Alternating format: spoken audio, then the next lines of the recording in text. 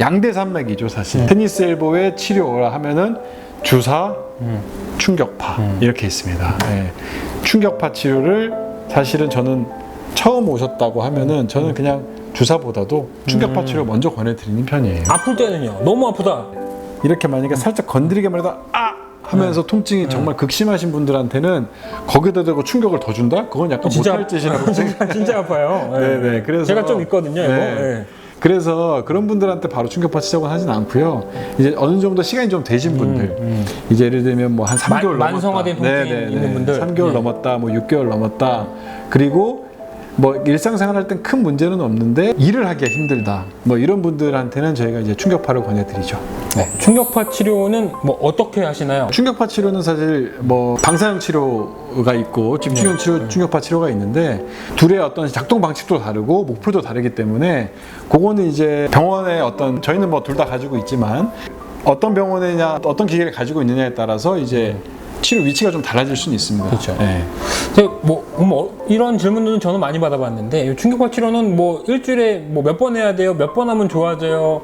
뭐 이런 거에 대해서는 어떻게 생각하시는지? 그거는 사실 너무 이견이 많죠. 근데 이제 저희가 보통 충격파를 가지고 실험을 한다고 했을 때는 보통 일주일에 한 번씩 합니다. 일주일에 한 번? 네네. 네. 논문을 쓸 때 충격파와 주사 치료를 비교를 한다고 하면 보통 일주일에 한 번씩 하는 걸로 기준을 보통 하기도 하죠. 네.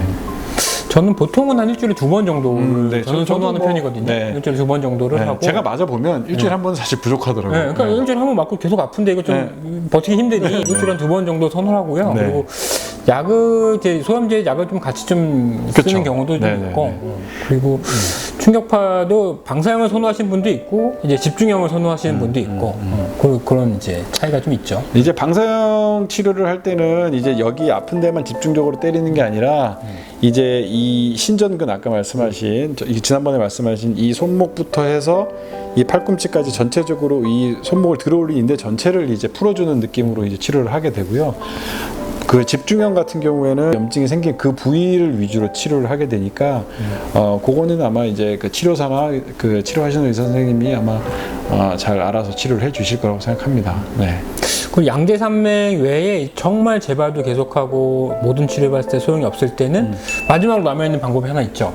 근데 저는 여기서 한 번 더 시도해 볼 수 있는 게 있어요. 어떤 거죠? 일단 주사를 했는데도 안 좋아져, 충격파를 했는데도 안 좋아져. 근데 사실 이거를 제가 환자분한테 이런 거 설명을 드려요. 아기들을 키워보신 분들은 아실 텐데 아기가 열이 막 나. 근데 이제 우리가 제일 많이 쓰는 해열제가 브루펜이 있죠. 타이레놀이 있습니다. 그래서 브루펜을 먹여도 39도 계속 안 나. 네.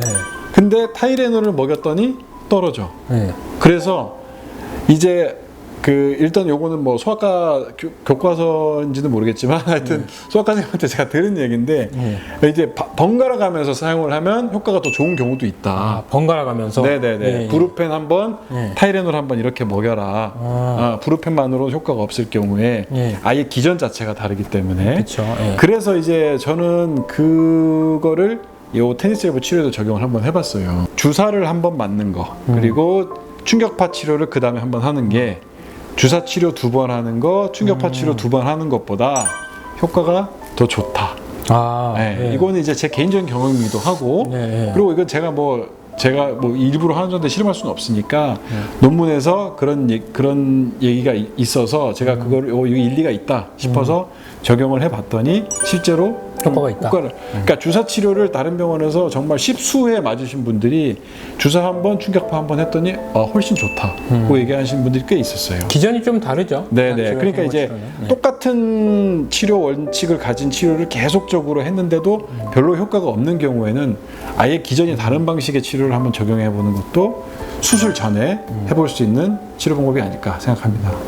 그리고 이게 만성화가 이렇게 잘 되는 질환이기 때문에 이게 팔을 많이 쓰시는 분들은 정말로 이걸로 고생하셔갖고 마지막 단계에는 이 수술을 하는 경우도 있어요. 네, 맞습니다.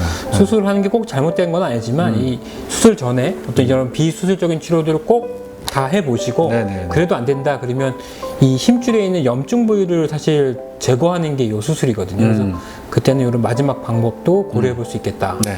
근데 저희가 항상 말씀드리죠. 수술을 결정할 때는 세 가지. 네. 뭐였죠? 얼마나 오랫동안 아팠는지, 그리고 지금 내가 얼마나 아픈지, 그리고 충분히 비술적인 치료를 해봤는지. 네. 그랬을 때는 수술적인 치료를 고려를 해봐야 되겠습니다. 네. 그러니까 오늘 이 시간에는 테니스 엘보의 치료에 대해 다시 말씀드렸는데요. 이제 다음 시간에는 다른 이제 질환에서 다시 말씀드리겠습니다. 네. 감사합니다. 감사합니다. 네.